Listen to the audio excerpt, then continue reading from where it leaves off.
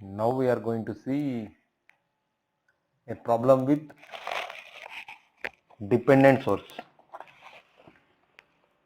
A Thevenin's equivalent circuit with a dependent source. This is very important.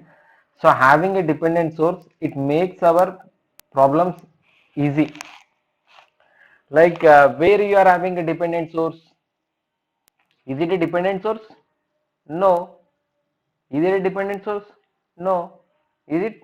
No. Where you are having, this is your dependent source. So what type of dependent source it is? Voltage dependent voltage source, because it is a in the box we are having minus and positive, that is of your negative and positive, that is a voltage source. This voltage source is depending on this some voltage. So this is a voltage dependent voltage source. Voltage dependent voltage source. Here this is a independent current source. So for this type of circuit, we have to find voltage, that is of Thevenin's equivalent. So in the step one, what we have done, what you have to do, just we have to remove the load resistance. Already they have removed the load resistance and they have shown with some letters A, B. This is a point A, this is a point B. And the second step we have to do, what we have to do is we need to do some current distribution. So for like for initial for knowing your for initial problems only, you need to do some current distribution for getting the knowledge how the current is flowing. So if you go on doing some problems, so no need of current distribution, directly you can apply KVL. Here you have a, by simply by seeing the circuit you can write KVL. So how you can write a KVL? By simply seeing a circuit. Let us consider this is your loop 1 and in the current is I1. In this the current is I1 and this is your loop 2. This is your current is I2 and let us consider this is your loop 3 and the current is I3. Is it a loop? No. So how much amount of current flows into these 2 ohms? Zero amount of current flows, because it is a open terminal. We have to find the open circuit voltage, that is a VOC we have to find. And one more thing, what is a VOC? VOC is nothing but the voltage which appears between these terminals. This is nothing but your VOC, which is your VTH. If there is if zero amount of current flows, if 0 ampere current flows because of open circuit, there is a zero voltage drop. So whatever the voltage which appears, the same amount of voltage appears across these 2 terminals. So it is nothing but the voltage across the 6 ohms is nothing but VOC. Got my point? The voltage across the 6 ohms is nothing but VOC. How? For example, this is your 6 ohms and here you are having one resistor. Here you are having, this is VOC.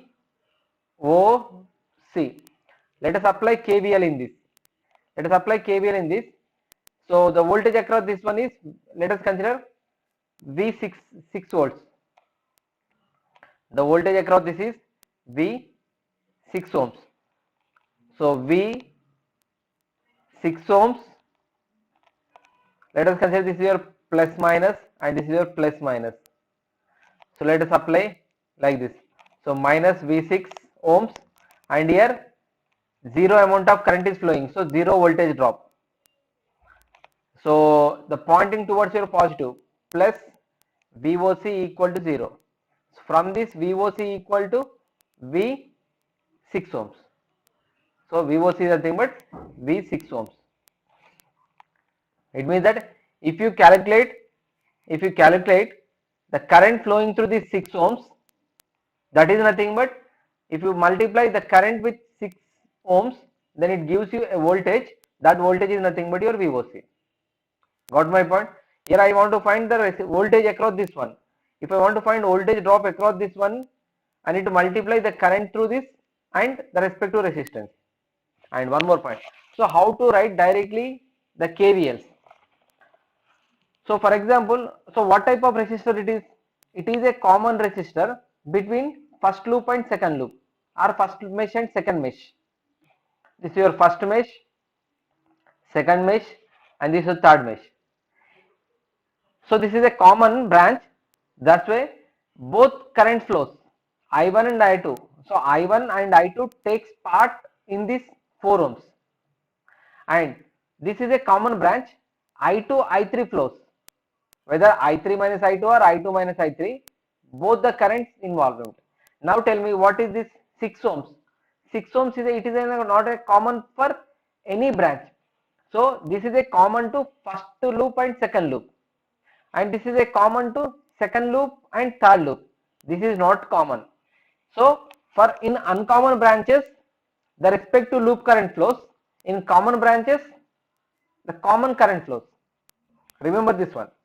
So let us apply KVL in this branch. So is it need to apply KVL? What is the need to apply KVL for finding this unknown currents I1, I2, I3? If you observe here, having a current source in a loop, it reduces our work. That current source is nothing but your loop current. So from this observation we can write I1 is nothing but your 5 amperes.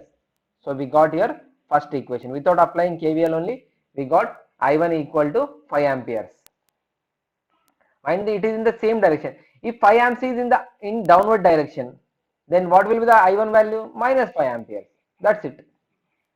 So I1 equal to, here you got 5 amperes first. Next, apply KVL to second loop. Apply KVL to second loop. Directly you can write. So this is a common branch. So we are writing KVL with respect to second loop. So we have to consider positive current for I2 and negative for other current. So for this section, 4 into I2 minus I1.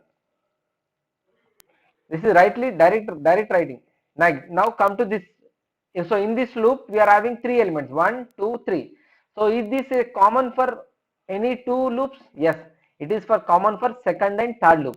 So write here plus 2 into I2 minus I3. Next, now what about this one? This is it is related to only second loop. Just write here plus 6 into I2. This is the way of writing directly the equation. So 4 into I2, 4I2, 2I2, 6I2. Here you can write directly 12I2. 12I2 and minus 4I1 and minus 2I3, which is equal to 0. So 12I2 minus 4I1 minus 2I3, which is equal to 0. This is your equation number 2. Now apply KVL in this section. Now the I3 is pointing towards negative terminal. So minus 2Vx, minus 2Vx. Now come to this point. Here both the currents are flows I3 and I2, but we are applying KVL with respect to I3. So plus 2 into I3 minus I2. So from this we can write minus 2Vx is equal to minus 2 into I3 minus I2. This is the way of writing directly the equations. So minus minus gets cancelled, 2 gets cancelled. So from this we can write Vx is equal to I3 minus I2. Vx equal to I3 minus I2. Here we got equation number 3. So here we got 3 equations. So if you have a dependent source, you will get one more equation extra. That is the difference between the having a independent sources and dependent sources. So what is that equation? That equation is, so from this we can write what is the Vx. This is a Vx. So Vx equal to, we can write from this 4 ohms, Vx equal to voltage across this 4 ohms. Voltage across the 4 ohms is nothing but the respective resistance into, here both the current flows.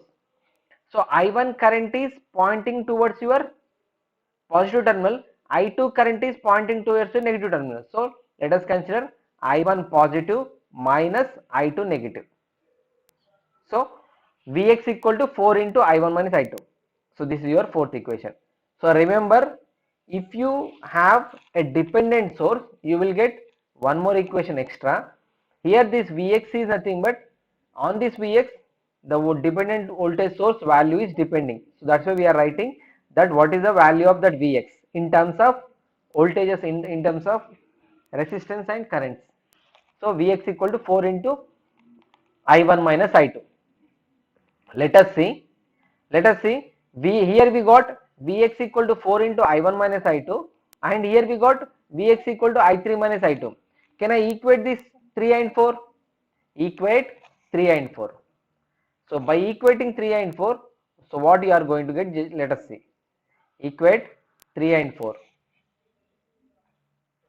So by equating 3 and 4, equate 3 equal to 4. By equating 3 and 4, what is 3? I3 minus I2 is equal to 4 into I1 minus 4 into I2. So from this, what we are going to have, what is the value of I1? I1 we got 5 amperes. So I3 minus I2, I3 minus I2 is equal to 4 into 5, that is 20 minus 4 into I2. So from this we can write I3 is equal to 20 minus, if I take this I2 in this section, here you will get minus 3I2. So I3 is equal to 3I2. I3 equal to 20 minus 3I2.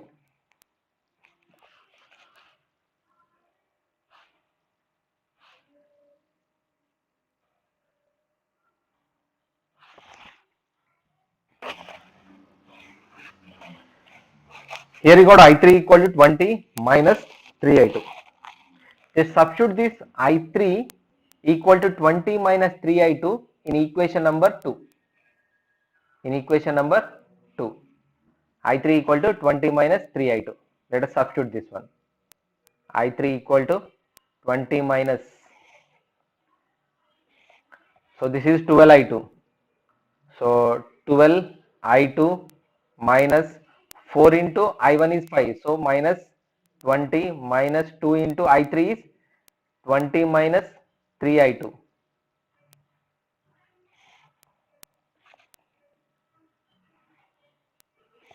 So which is equal to 0.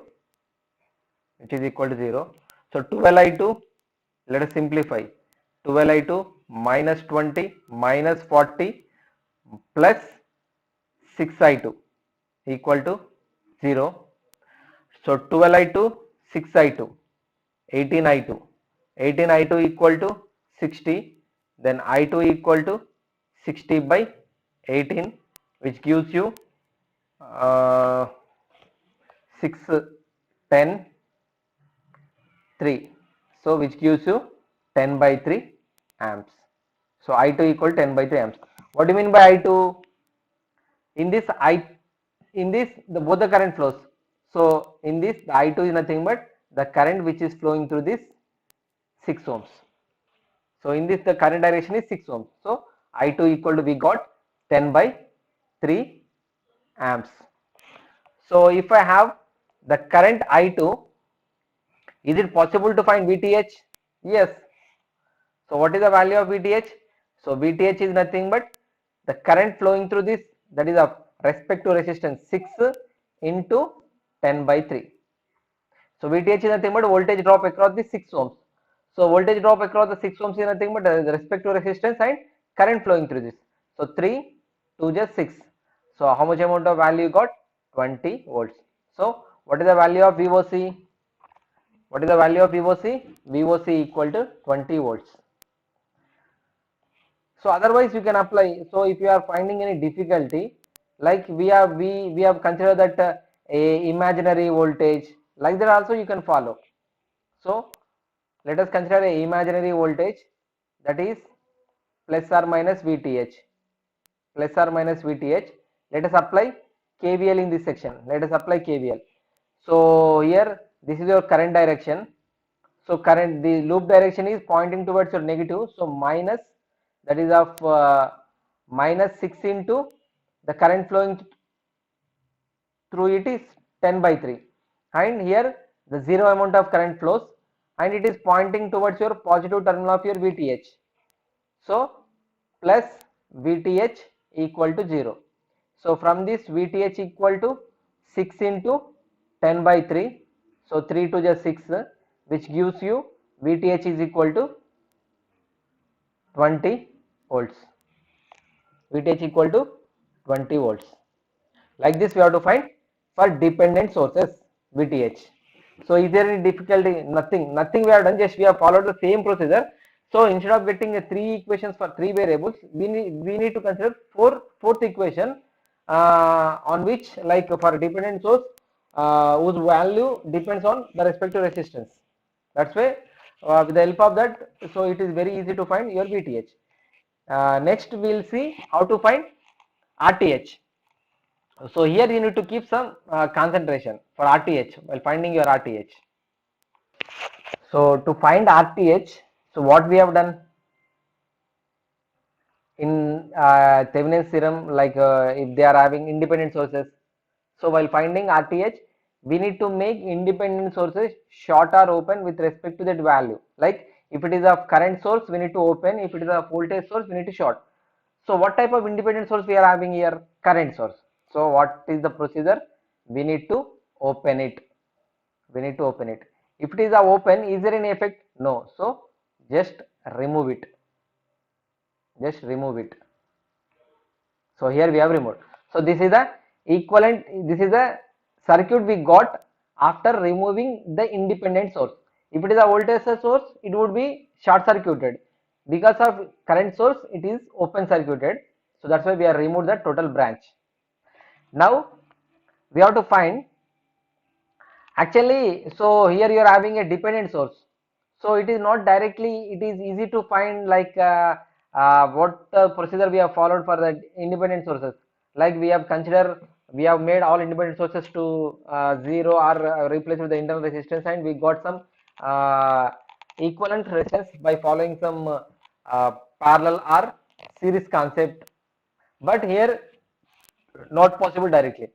So just remember, whenever a circuit which is having a dependent sources, we have to consider a test voltage. We have to consider a test voltage or test current.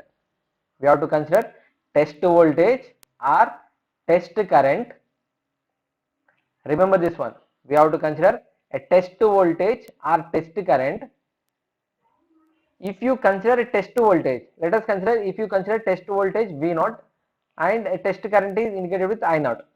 If you consider a test voltage V0, we have to find I0 value. We have to find I0 value, and after finding I0 value, just do V0 by I0. That gives you one resistance value, that is nothing but your RTH. If you consider I0, we have to find the V0 value. We have to find the V0 value. After finding the V0 value, just substitute V0 by I0. Then it gives you a resistance value, that is nothing but your R0, which is equal to RTH. What is this test voltage or test current? You can consider test voltage or test current, any value you can consider, but for simplicity, for making calculations easy, always consider a test voltage V0 equal to 1 volt or test current I0 equal to 1 ampere. Why we have to consider test voltage or test current? So in your lab, you can measure a resistance value by using the multimeter. By using the multimeter, we measure a resistance value. So how it is possible? That makes, like, it considers by using the voltage by V by I method. In your measurements subject, you are going to see this V by I method. V by I method. By using this V by I method only, the multimeter is going to measure the resistance of any practical resistance value, practical component. It takes the battery voltage and current flowing through the resistor, and by doing this division, it is going to find the resistance value. The same thing here we are going to find. The same procedure we are going to apply, that is your V by I method. This is a V by I method. You are going to see this method in your electrical, that is of your electrical measurements, EMI, measurement subject. You are going to see this method in measurement subject. Just remember that here we have to consider test voltage. We have to connect a test voltage across the open terminals. Where you want to find the equivalent VTH or RTH, at that point we have to connect a test voltage or test current. So now here I am connecting a test voltage. Here I am connecting a test voltage, that is plus or minus V naught with value 1 volt. With value 1 volt. With value 1 volt. You can consider positive here, negative here, or negative here, positive here. But with respect to that, we have to consider current direction. Always current flows from positive to negative. So now this is your I naught. This value we have to consider. This is the thing you have to do. So while finding R naught or RTH, only the difference is we have to consider a test voltage. We have to connect that test voltage in open terminals where you want to find Thevenin's equivalent. Here we have connected a test voltage V naught equal to 1 volt, and we have to find I naught equal to value. After getting this I naught value, just do the division. You will get R naught. That value R naught is nothing but your resistance. Now let us apply same procedure. Like if I want to find, apply, this is, let us consider this is your I1 and this is your I2 and this is your I3.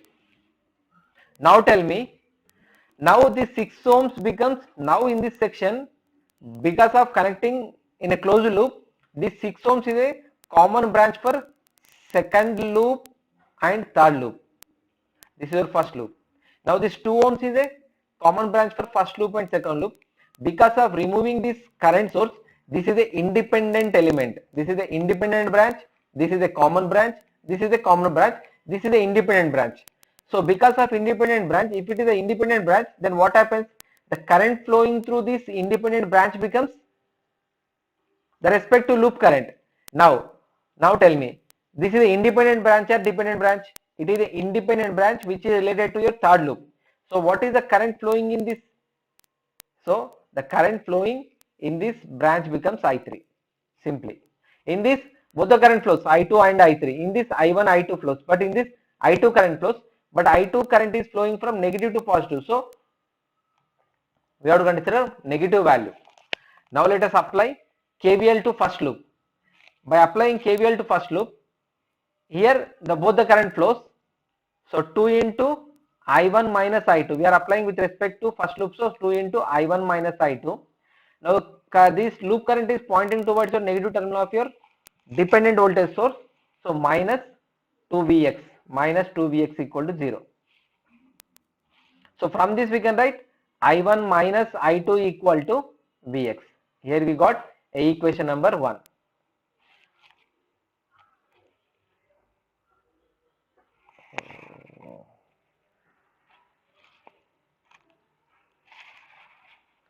Here we got equation number 1.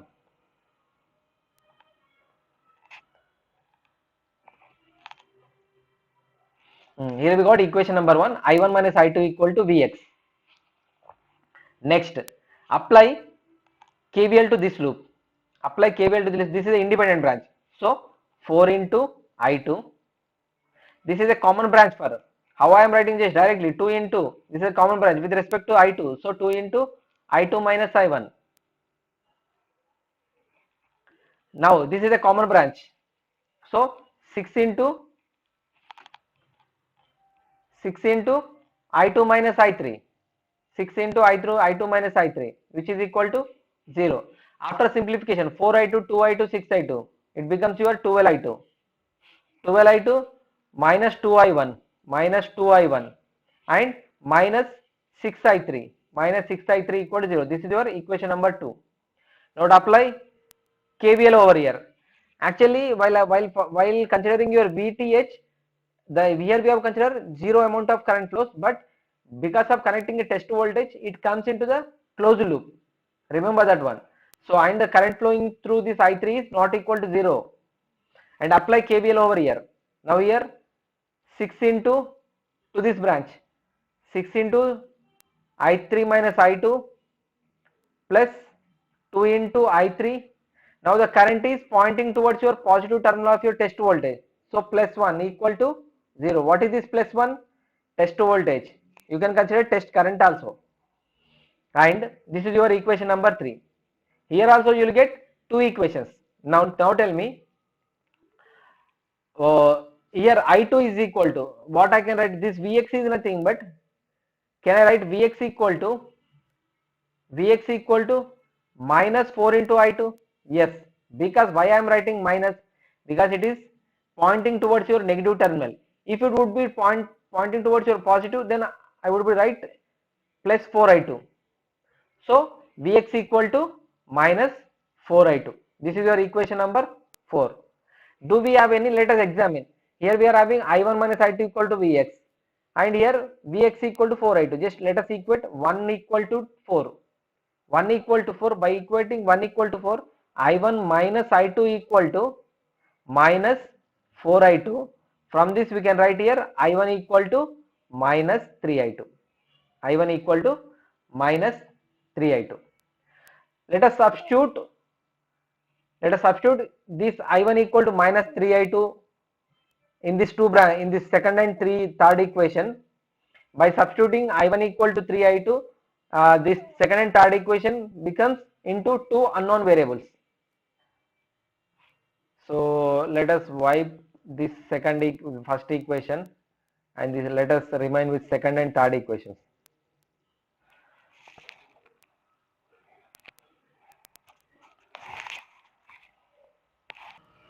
Let us consider 12I2. So 12I2 second equation minus, what is I1? So 2 into I1 is minus 3I2. 3I2 minus of minus, it becomes your 6I2. It becomes 6I2. It becomes 6I2. Just we have substituted I1 equal to 3I2 minus of minus, and minus 6I3. Minus 6I3 equal to 0. 12I2 6I2. That becomes your 18I2 minus 6I3, which is equal to 0. So this second is modified to like this equation. Let us consider this your 1, 2, 3, 4, 5, fifth equation. Equation number 5. Let us wipe out this equation. Substitute into this 6I3, 2I3, that becomes your 8I3. 8I3, the substitute over here, 8I3, or let us simplify this, I3, I2 plus 2I3, which is equal to minus 1. From this we can write 8I3 minus 6I2 equal to minus 1. Let us substitute. Do we have any I1? No. So just consider minus 6I2 plus 8I3, which is equal to minus 1. This is your equation number 6. Let us simplify these two. For that, let us multiply this 3 equation. Let us multiply with 3. Multiply with 3. So what happens? 18I2 minus 6I3 equal to 0 minus 18I2 plus 24I3 minus 3 equal minus 3. These two gets cancelled. Here what you are going to get? 6 is nothing but 18. 18I3 is equal to minus 3, and I3 you are going to get here minus 3 by 18. I3 equal to, so what is the value? Minus 1 by I3 equal to minus 1 by 6. So this is the I3 current. This is the I3 current direction. But actually what is the I0 current direction? They are in opposite. So if I0 is equal to minus I3. From this direction we are consider I0 equal to minus I3. So from this we are going to get I0 equal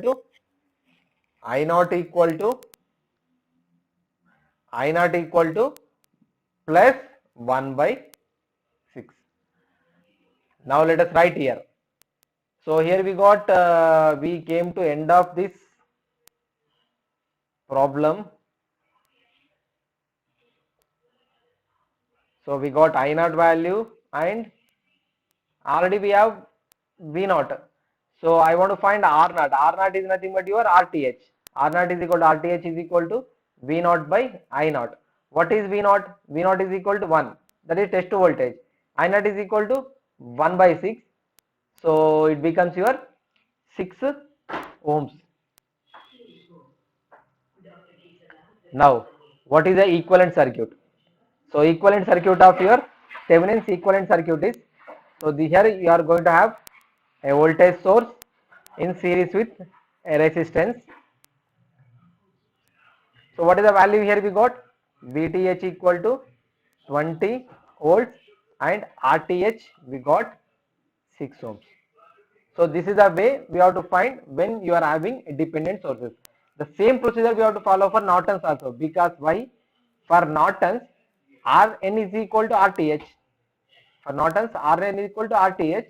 So the same procedure we have to follow for Norton's theorem when you are having a dependent source. Let us see in the next class a new topic, maximum power transfer theorem.